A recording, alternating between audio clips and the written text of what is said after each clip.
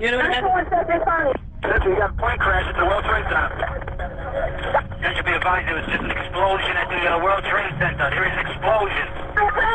At the World Trade Center? Affirmative. We have a huge fire at the September World Trade Center. 11th, I was working as a training instructor at the time. I took my students to the operational floor to take 911 calls, and I worked as a citywide dispatcher. Halfway through the morning when the first plane hit, one of the platoon commanders came and picked some of us out single-handedly who she thought would be able to handle what was going on. I was a citywide dispatcher back then. We do special operations. So I was called to man a zone in citywide. On the morning of September 11th, that was my day off. I heard what was going on through the news. I felt helpless. I felt helpless for the city, but I still went in because that's my job, to help save lives. Call officer that came over the air, I heard the tower is falling. That's what I remember for that day. We can get to the base of the World Trade Center. You can see the firemen assembled here, the police officers and you can see the two towers.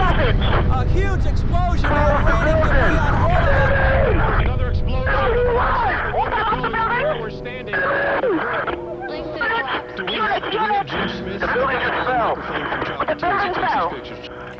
When someone dials 911, the operator, you get yourself prepared because you don't know what's on the other end of that line. You have to be ready. You have to get your sympathy hat on, your empathy hat on, and be prepared for whatever that person may say to you.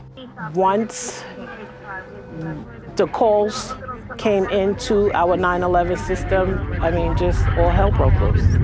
Police operator 1007, how can I help? Hi, I'm on the 103rd floor. I called before. They said they were going to send firemen up. People are getting crazy. They're starting to break windows. It made me feel helpless because there's nothing we could do. The city was under attack.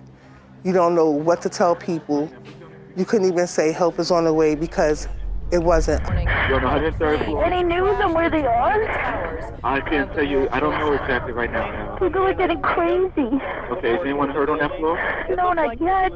What's going to happen? They're going to start breaking windows. We can't breathe. All right, man. Well, We can't breathe. I understand. If we get to the stairway, should we go up or down? I don't know, man. I really don't know. Just stay where you at. Immediately, it was busy, so immediately we just started working, not really understanding what was going on until the second plane hit. And when the second plane hit, it became more of a realization, and it got busier by the second. It got busier by the minute. It's heavy. It's heavy because the officers really depend on us. You know what I mean? They need our help. They depend on us to get them where they need to be, get them the help that they need when they need it. So you carry that. You carry that every day with you because if you mess up, you know what I mean, there's consequences. You're in charge of your units. Each day when you come in, they're your units, right? So you're in charge of making sure they go home safe. You're in charge of making sure, doing your best so that no one gets hurt. I was in conversation with Truck 6. He is an emergency service for Brooklyn. I was in conversation with Truck 6 for a while. He was trapped somewhere and he had this, what I remember was he had a female that he was trying to help down some steps. I remember talking to him. I remember Taru coming over and giving me his location, telling me that he was trapped or lost and, you know, get me some help to get out of here. So those things were difficult because we can't see, right? We can only go by what they're telling us.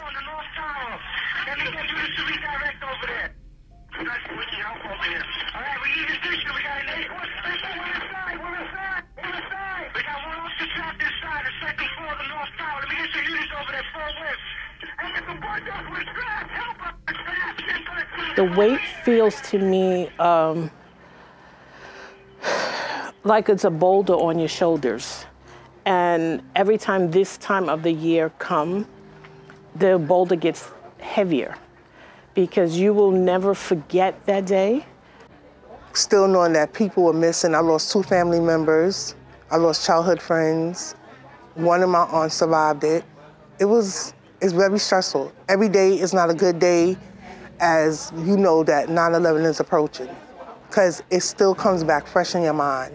And it's like a feeling it's a gut feeling you will never get over. Spend that time still working, not wondering about my own family. You know, my sister had a son, had to be first or second grade. So these are all the things that's going through my mind. Oh God, if something happens to my sister, what about my nephew, you know? So that was difficult to do, but, you know, thank God she was fine. And when she was fine, I just had to continue with my day. You know, I kept dispatching. Like I said, we dispatched till 1:30 in the morning.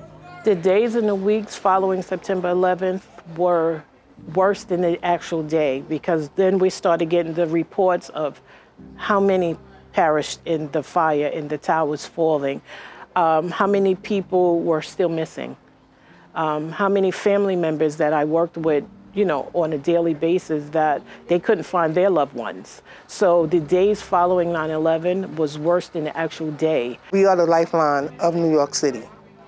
Without us, you will not get any help.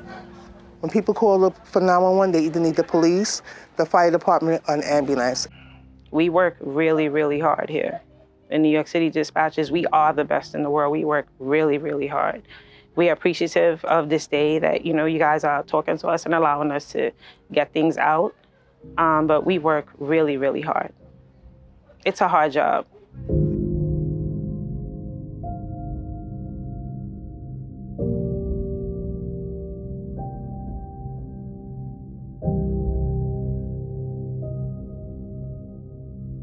you.